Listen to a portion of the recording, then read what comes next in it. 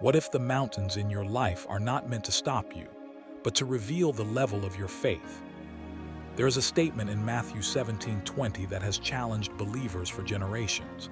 Jesus said, "If you have faith as a mustard seed, nothing will be impossible for you." It sounds powerful but also confusing, because many people believe yet still feel stuck. They pray, yet the mountains remain.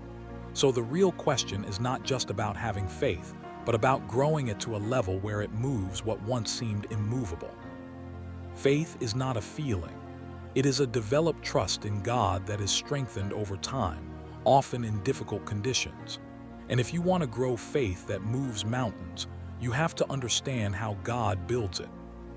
Consider the story of Abraham in Genesis 12-22. Abraham was called by God to leave everything familiar and go to a land he had never seen. There was no map, no guarantee, just a promise. In Genesis 12:1, God says, "Get out of your country to a land that I will show you." That first step required faith. But the real test came later.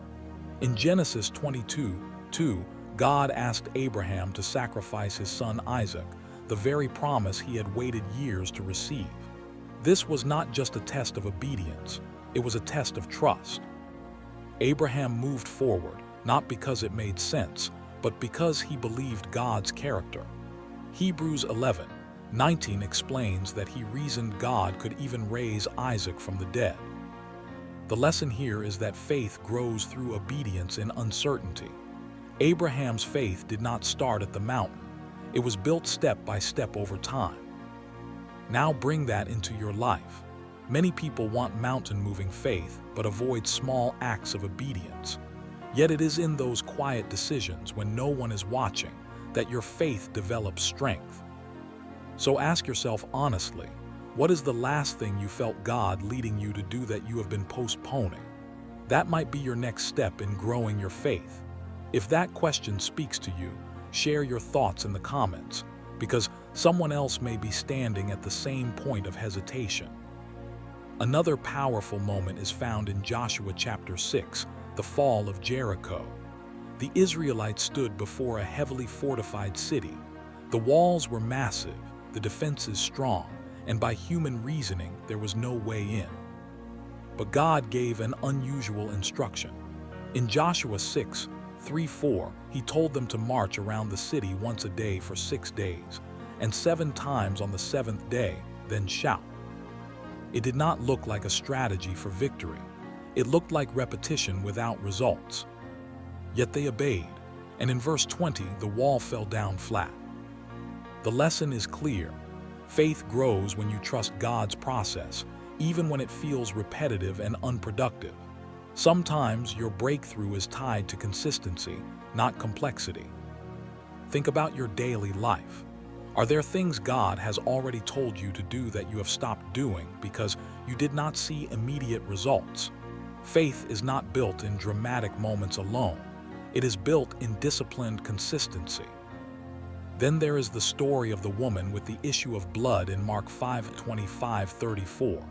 For 12 years she suffered, spending everything she had on treatment, yet nothing improved. In fact, the situation grew worse. In verse 28, she said within herself, "If only I may touch his clothes, I shall be made well." That statement reveals something powerful. Her faith was not passive, it was intentional. She pushed through the crowd, despite weakness, despite fear, and reached out. And in verse 34, Jesus said, "Daughter, your faith has made you well." The lesson here is that faith grows when you act despite your condition. She did not wait to feel strong. She moved in belief. Now reflect on this. Are you waiting to feel ready before you take action? Faith often requires movement before certainty. If this connects with you, take a moment to think about one step you can take today, even if it feels small. Another deeply revealing moment is found in Matthew 14:28-31, when Peter walked on water. Seeing Jesus on the sea, Peter said, "Lord, if it is you, command me to come to you." Jesus responded with a single word, "Come." Peter stepped out of the boat and began walking on water. But when he saw the wind and waves, fear replaced focus, and he began to sink. Jesus immediately reached out and said, "O you of little faith, why did you doubt?" The lesson here is about focus. Faith grows when your attention stays on God, not on the surrounding conditions. Peter walked on water as long as his focus remained aligned. In your life, distractions, fear, and external pressure can shift your focus. And when your focus shifts, your faith weakens. So consider this carefully. What are you focusing on right now? Is it the size of the problem or the power of God? Bringing these lessons together, growing faith that moves mountains is not about one big moment.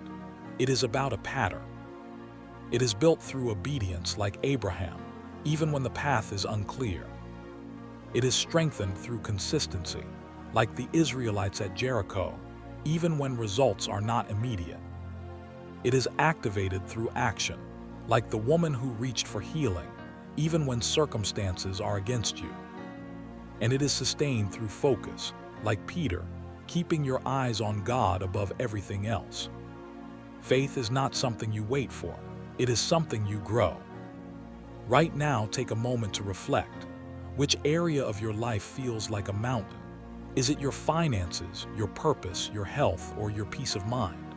And more importantly, what is God asking you to do in that situation? Because the truth is, mountains do not always move instantly. Sometimes they move as your faith grows strong enough to confront them. If this message spoke to you, take a moment to reflect deeply. Then share your thoughts in the comments, because your journey of faith could inspire someone else. And if you know someone who is facing a mountain right now, share this message with them. Keep growing, keep trusting, and most importantly, stay consistent in your walk with God. And if you are ready to go deeper, watch the next video in this series, where we explore how to hear God's voice clearly in uncertain times. Because the same faith that moves mountains can also guide you through them.